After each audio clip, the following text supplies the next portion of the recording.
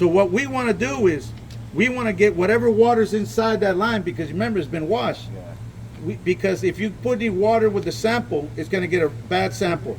So this is what I suggest we all do. Everything is capped, right? When you take a cap off, slowly, if I see any product coming out of my ears, then I know there's product in there. I better be prepared with a bucket and spill pad and all that, okay? All right, now, there might be water in here, I don't know. But look, this internal valve is closed, right? So what I want to do, I want to open this up. See, there is water there, okay? Right. I want to drain it all out, okay? Question. When you drain that out, don't That's don't just freak water. out. It's gonna be something because it said there after you do the washout. What happened was, when they washed this tank, that customer didn't open up the internal valve. He left that in that water in there, so that's clean water. But you're gonna have a bucket, you're gonna have a spill pad.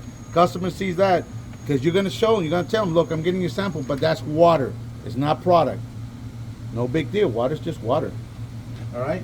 Then you're gonna cap it.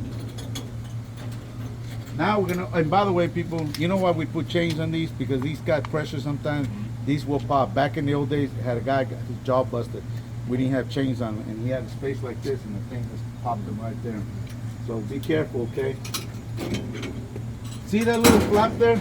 See that little flap in there? See? So when you open it, see, you're opening up the flap. Okay?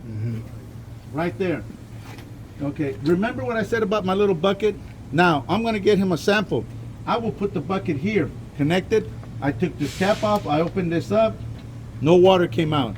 Then this is what you want to do. You want to get the internal valve, open it. A little bit, yeah. Just a little bit. No, open it. 1, 2, 3, 4, 5. Close it. Okay? Now, okay. Anybody have an empty bottle? Yeah. You do? Okay. Let's pretend he gives you a bottle, it's empty, right? You're gonna have your bucket here, right here. You're gonna open and stay back, because sometimes it got pressure. So you'll put the bucket right up about here. Once that pressure's off, you can bring the bucket down. Then you grab the customer's sample bottle and you open it slowly. You open slowly. Should have had some water in there. Oh, I didn't have enough water in there. Well, the tank must be drained then. Let's pretend the flow starts coming down. You catch it. Once you catch it, you close it. You bring it up. You cap it. You cap it. Give it to the customer. You cap it back up again. Of course, you take your bucket down. Remember what I told you. If he doesn't have a place where to throw that away, you're gonna hoist it up after your tank is empty. Okay?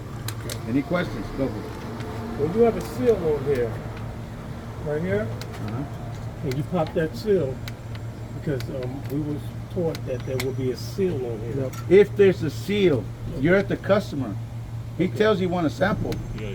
You gotta have to cut that seal. Okay. He's giving you, just like he gave you the okay to break the seals on the Okay. door, Right. then these are okay to break. Okay. So whenever we do take the sample, whenever we Will go the to seal? get it ready to leave, do we put a red seal back on here? No, the only red seals you're gonna put on is gonna be on the door and one on the dome. Okay. All right. So before I forget, in your bill of lading, the customer will write his name and the date. You will write the in and out and the reseal that you resealed. Okay, Okay. door and dome. Okay. When I say door, cabinet door. Now I want to get a little bit on the wash ticket here. Okay. You go to a tank wash. The tank wash is going to give you a wash ticket. Also make sure you get the 3 priors. The 3 priors are the last 3 things that were on that tank. It might be on the wash ticket or it might be a separate paper. Oakley faxes it to the tank wash. You need that because when you go to the customer, the shipper, to pick that load, he wants to see those priors because he wants to see what was the last crap that was on there, because they might not want it matched with what they're about to put in there. Second, when you get your wash ticket, before you leave the wash tank, make sure it has the right trailer number. And I don't mean just the trailer, I mean the letter too. All right? Some customers give you a bill of lading, they'll put down the trailer number, but not the letter. That's okay. But on your Qualcomm, you always put the letter. Okay. So on the wash ticket, you do want the letter, not just the number.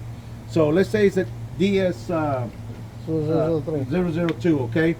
Then you want to check the seals, the only what you can see, which will be the dome and the door, and if there's any on the vent cap or anywhere else, any outside. You won't be able to see the inside. Then you want to see the 3 priors. You want to make sure the seals are, and please people, make sure those seals match. If one number's off, it's no good.